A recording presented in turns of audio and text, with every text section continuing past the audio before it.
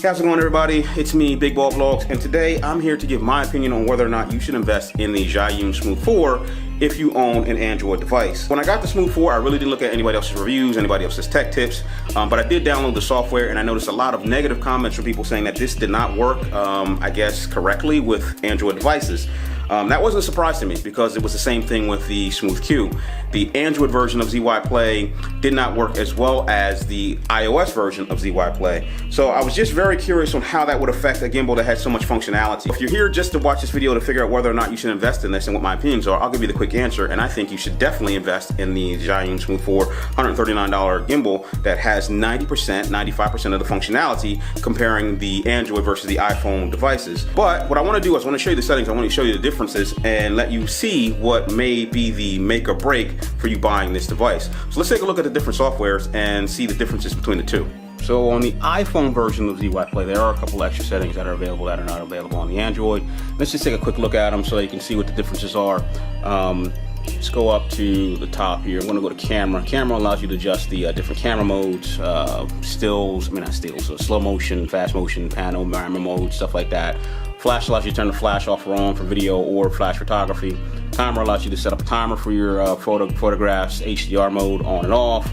Automatic white balance or manual white balance. The next is resolution. That'll take you up to the highest resolution on your phone. On my Galaxy S9, it's 4K at 60 frames per second. On this iPhone, I think this is an iPhone 6.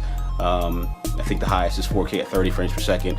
Then you can also go into manual mode, which will allow you to change your settings for like ISO or exposure compensation manually instead of letting the application do it for you.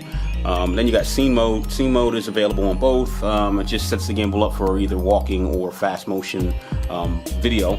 The next one that is on this settings menu that is not available on the iOS, on the Android version, is the filters, and that's just the type of filters that you would get for like Snapchat or Instagram.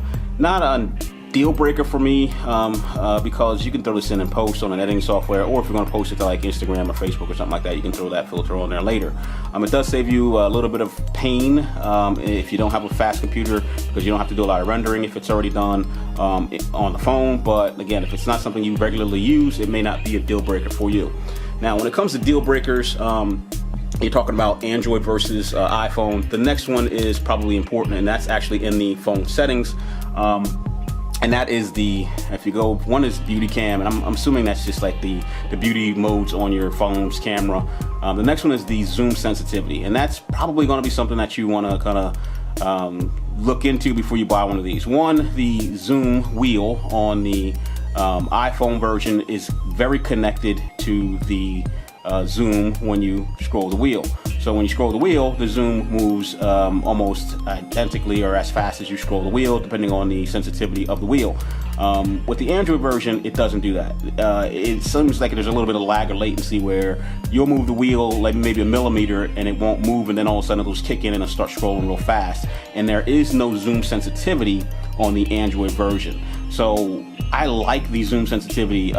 Playing with the iPhone version, it's very useful when you're doing things like dolly zoom, where you're trying to get a smooth zoom and you're out trying to shoot with it. That may be something you might want to think about before you go out and buy one of these if you got an Android phone, because since it's not available, you're going to have to make do with what you have. Now, I don't regularly use the zoom, but because it's available with the zoom wheel, I've been trying to add more zoom into my video shooting. So again, if it's not something you use regularly, like I don't remember or recall using the zoom button on the Osmo Mobile 2 or on the Smooth Q, but because you have this zoom wheel on the Smooth 4, it's just something that you want to use, I guess, more often. Let's just take a quick look at the same settings on the Android version. Now, there are a couple of settings that are available on the Android version that are not available on the iOS version. I still think that the camera zoom sensitivity or the zoom wheel sensitivity is a plus, something that I will probably want more than the features that I'll show you shortly on the Android version. But like I said, there are a couple things that are available on this one that aren't available on the other. I'm not sure when ZY Play is going to actually kind of make these sync up so that they both have the same features. But real quick, going from top left, you still have camera mode, you still have flash mode, you still have timer, you still have the HDR feature, you have white balance, you still have the ability to change your resolution from both phones or both softwares. Manual mode, scene mode is the same, and then when you get into settings, this is where there's a difference in iOS versus Android. For the Android, I don't have that beauty mode or beauty cam, I think that is what it was called. I have video quality, and I can change that to excellent, where it's going to give me, I guess, the best quality video, depending on the strength or power of your phone. And then you can kind of change that to, just go into it real quick so you can see the differences here.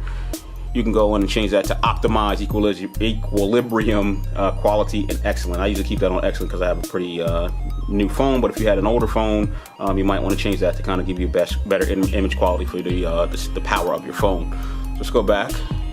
Go back one more. Oh, sorry, I went too far. Next I have panoramic stop. That's not available on the iOS version, if I'm not mistaken.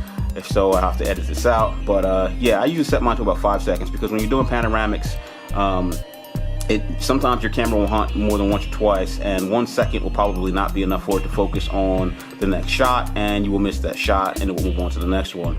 Image stabilization, grid mode, and then you have pro mode, which is the changing from the Smooth 4 software version or the Smooth Q software version, or I guess user interface. So what you're missing is the ability to change the sensitivity of the zoom wheel. And also, again, if I can show you, probably can't see it because I'm using the zoom wheel and you can't see the zoom wheel.